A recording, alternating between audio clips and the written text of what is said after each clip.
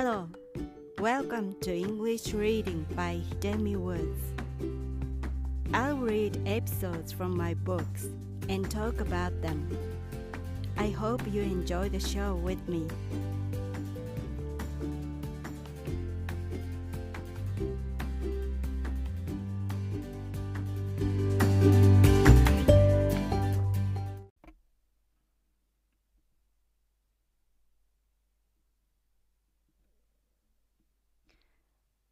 Hi, this is your host, Hidemi Woods.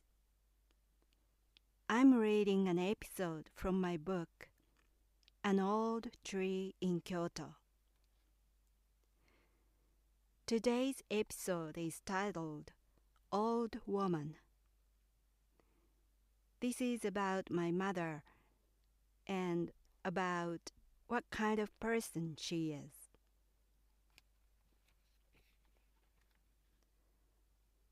Old woman.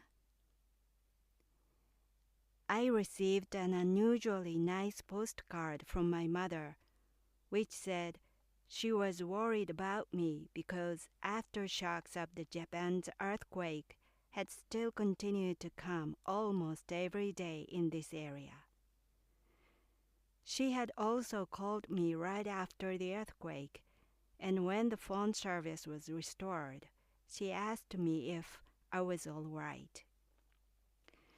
Both gestures of hers were unlike her usual attitude toward me.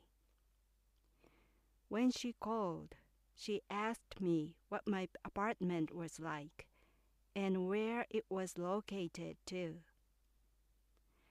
I have lived here for 9 years and have told her about my apartment many times over the years. I don't know if she's not listening to what I'm saying or she simply doesn't care about me, but either way, she doesn't remember things around me at all. Considering that many people in Japan have felt helpless and faint-hearted since the earthquake, her true concern might be just for her future as an old woman, not for me. I found a wrap with a markdown of 75% that had left unsold for winter and bought it as a Mother's Day gift to send to my mother. When it arrives, I'm sure she will glance at it, tuck it away in her drawers, and forget about it quickly. I know this much because a few years before, she has told me not to come home again, and yet she had acted as if nothing had happened between us.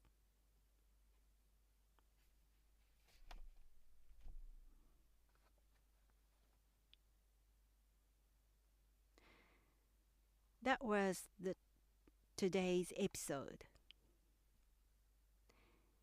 The earthquake referred in this episode is the Eastern Japan earthquake, that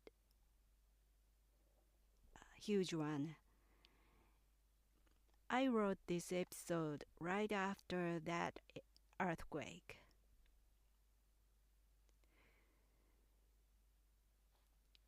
And my mother,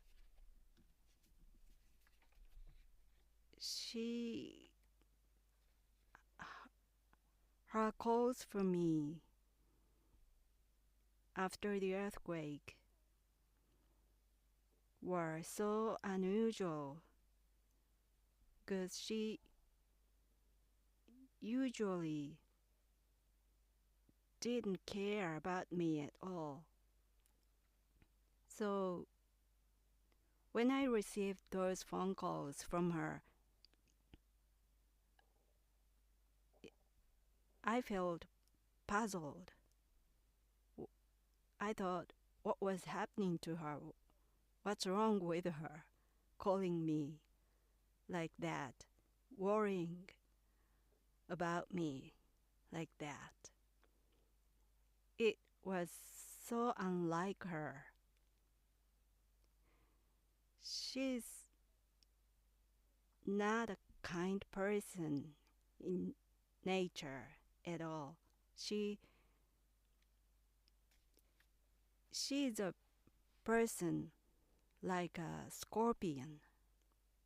Do you know the story parable about a frog and a scorpion?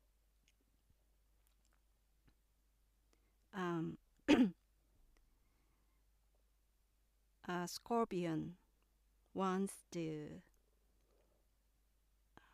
cross the river, but it can't swim, so asks a frog to help it to cross the river. And the frog helps it carry it on its back. And in the middle of the river, the scorpion stung it. Although if it does so, it runs with the frog. But it stings the frog.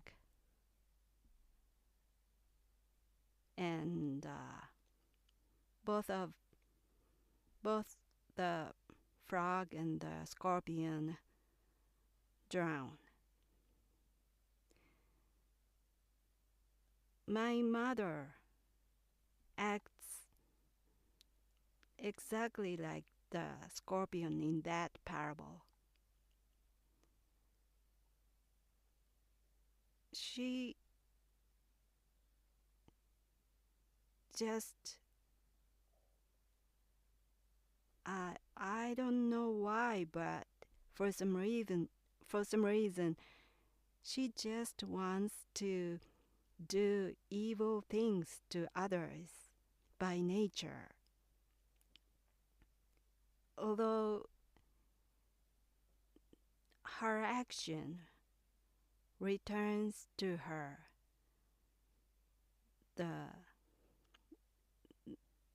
would do her any good, or although she knows her action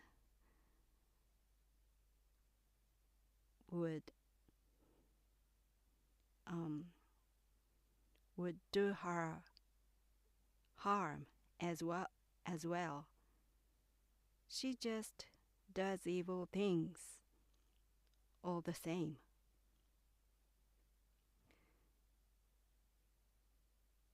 To me, it seems her purpose of living is to make others around her unhappy. She tries so hard to make people unhappy all the time. I think she is unhappy always. So she just doesn't want to be unhappy alone. She wants to pull others into her pit and to become unhappy together. She just doesn't want to be unhappy alone.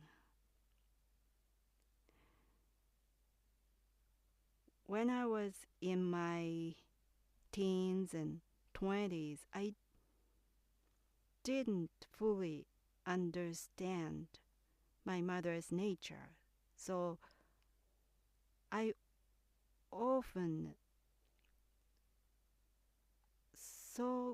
was often confused why she acted like the way she acted. Why she I didn't understand why she tried so hard to make others unhappy. I didn't believe a person like her exists. So I just, as a young woman, I just kept trusting her. I didn't realize she was an evil person, so I just trusted her. And because of that,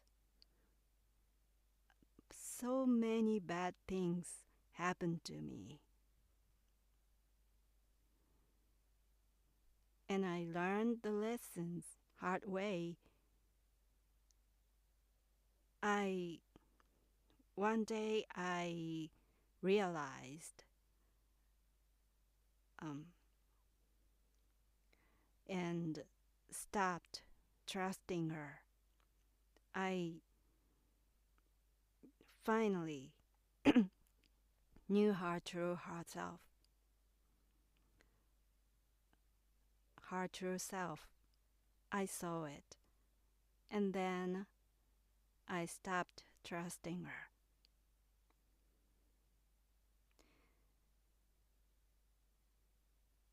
When I was a teenager, I often felt sad why she showed me no affection, because I hadn't noticed her true self. So I was just sad. Her attitude toward me was not affectionate. It was more like rivalry, so to speak.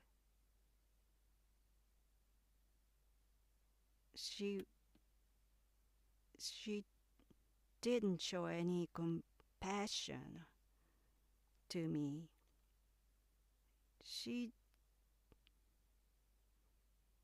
It seemed she didn't have any interest in me. And so she didn't remember anything about me. For instance, when I was catching up the topic that I had already told her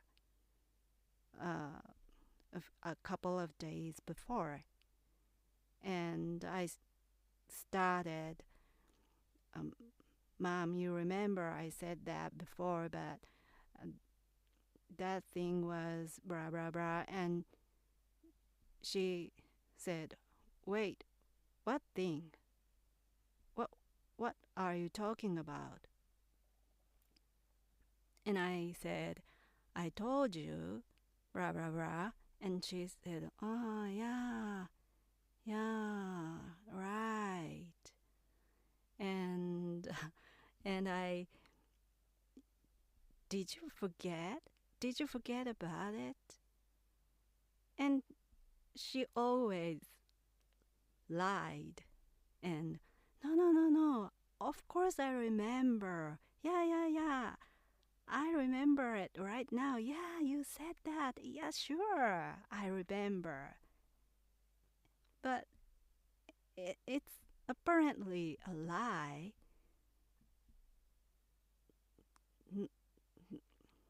Any foolish person could see that, her apparent lies. So it's funny. She never remembered what I was talking to her. And of course, she didn't remember what I gave to her as a gift. And after I left home and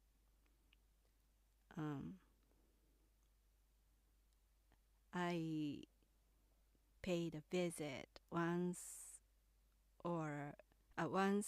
a year or once in a few years to my parents' house and spent some time with them, with my parents. And when I was leaving, my mother sometimes said, "Why don't you take this? I don't use this anymore." And she gave to me something that had belonged to her, like a scarf or apron or a sweater or a t-shirt.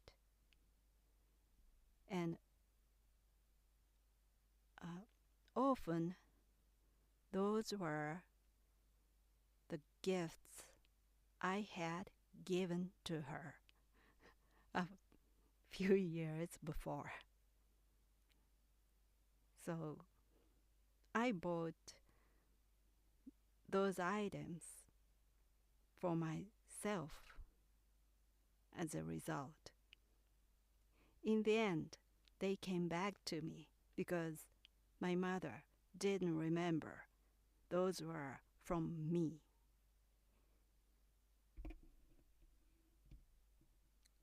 She even doesn't remember my childhood so much either, because she mistook my childhood from others' childhood, I think.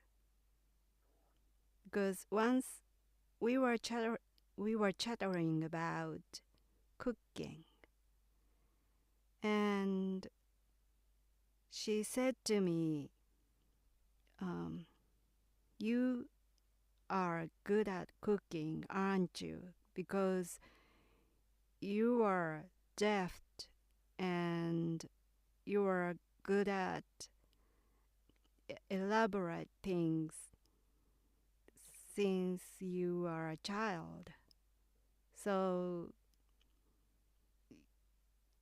it's, of course you are good at cooking." Once she said to me, but I never cooked and I'd never been deft. I've never been good at elaborate things, making things. But it seemed she believed I was really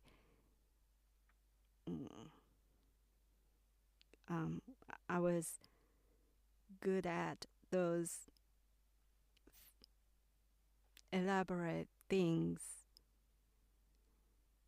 So she even didn't care about my childhood. And the thing I really don't like is that she never admits she doesn't care about me. She pretends to care about me, but it's her act. And she never ever admitted that she forgot about those things around me. And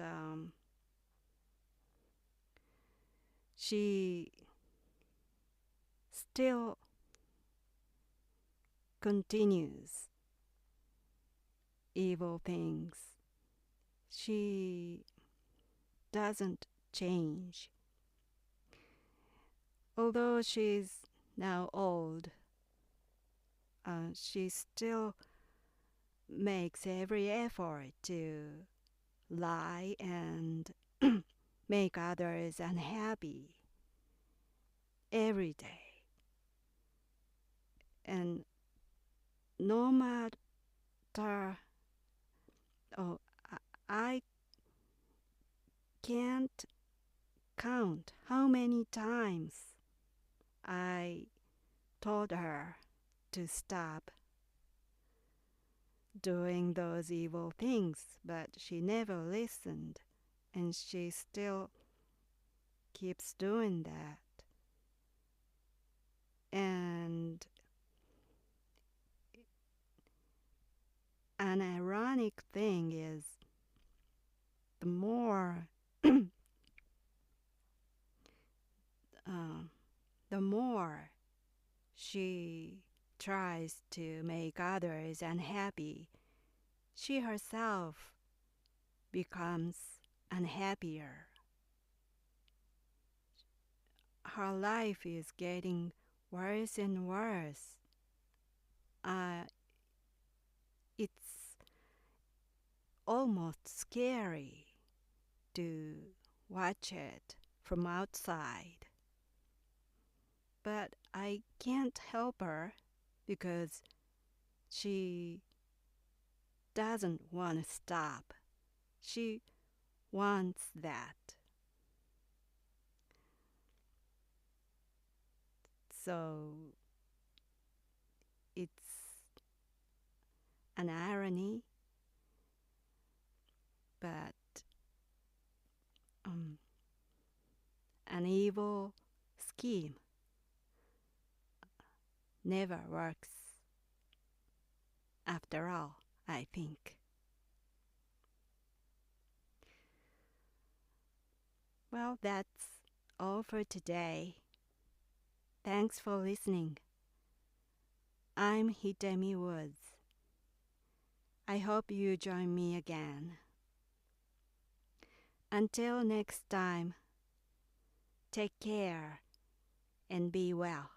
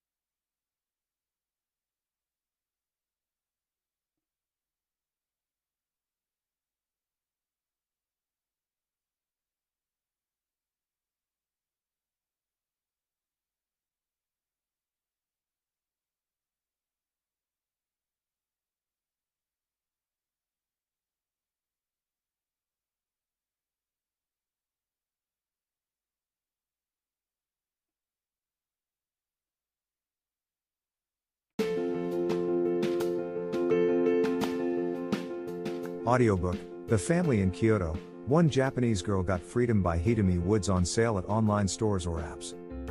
Apple Books, Google Play, Audible, 43 available distributors in total.